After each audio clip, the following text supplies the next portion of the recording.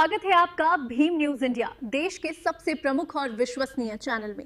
आप देख रहे हैं भीम न्यूज इंडिया। नमस्कार, मैं आपके साथ हूं। आइए जानते हैं आज की ताजा अपडेट्स। देश और दुनिया में क्या चल रहा है उसकी पूरी जानकारी लेकर हाजिर हैं। सबसे पहले बात करते हैं आज के मुख्य समाचार की। भीम न्यूज इंडिया देख रहे हैं आप विनय कुमार सिंघल के साथ। 25 मई को विश्व थायराइड दिवस है। थायराइड एक मनुष्य में पाई जाने वाली बीमारी होती है। इसके फलस्वरूप आज श्रीजी हॉस्पिटल में एक प्रेस वार्ता का आयोजन किया गया, जिसको कि डॉक्टर पार्थ जेठवानी ने संबोधित किया।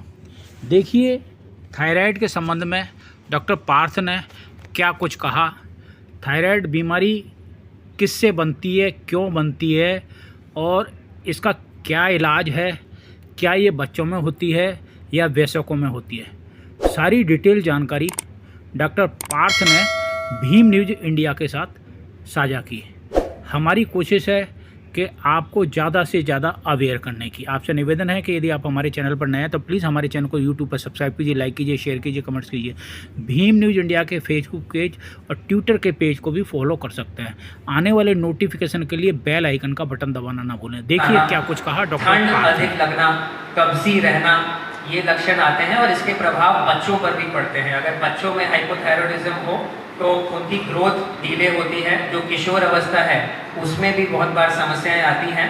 तो हाइपोथायरॉयडिज्म 1 साल के बच्चे से लेके इवन प्रेगनेंसी, जब वो बच्चा पेट में है तब से लेके 80 साल के पुरुष या अडल्ट को हो सकता है।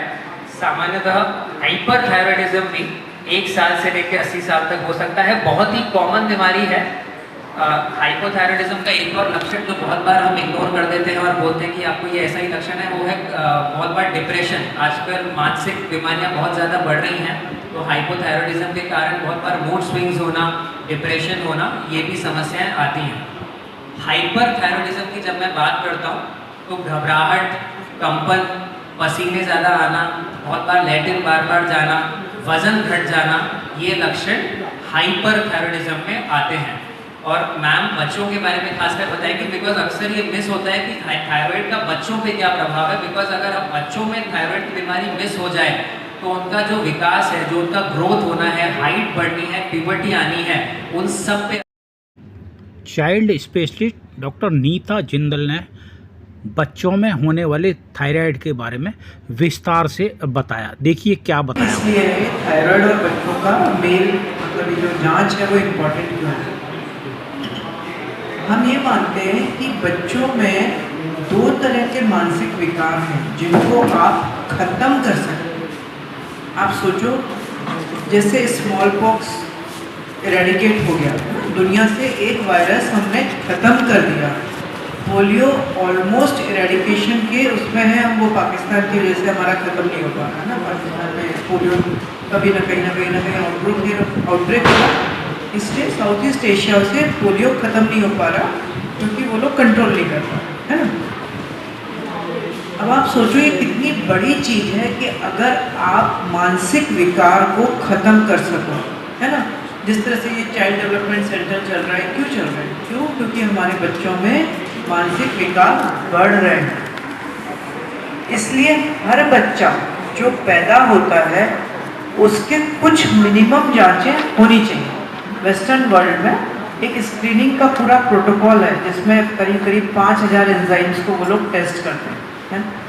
लेकिन हमारी कंट्री में नेचुरली फिर वो ऐसे की दिक्कत की वजह से हम 5 टेस्ट तो नहीं, वो 5000 तो नहीं कर पाते, लेकिन 5 टेस्ट फिर भी Indian academy of paediatrics recommend करते हैं।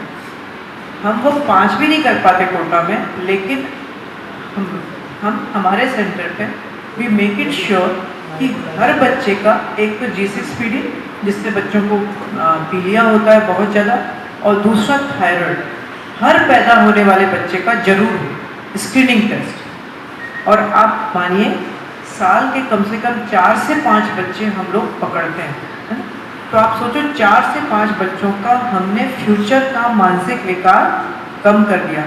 इससे उनकी बुद्धि कम होती है, उनका ग्रोथ तो कम हो ही जाती है पर बुद्धि कम होती है, आपके बच्चे का इंटेलिजेंस कम होता है। और अगर आपने उसको बचा लिया तो कितनी बड़ी बात होती है।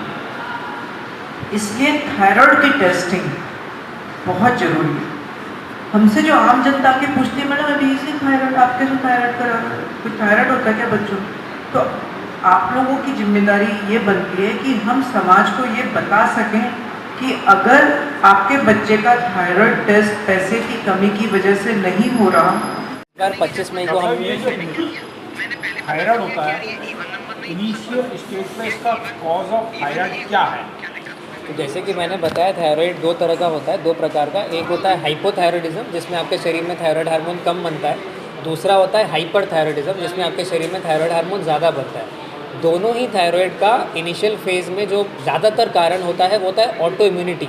ऑटो इम्यूनिटी से ये समझे कि अपने जो घर पे पहरेदार था उसने अपने घर से ही चोरी कर ली।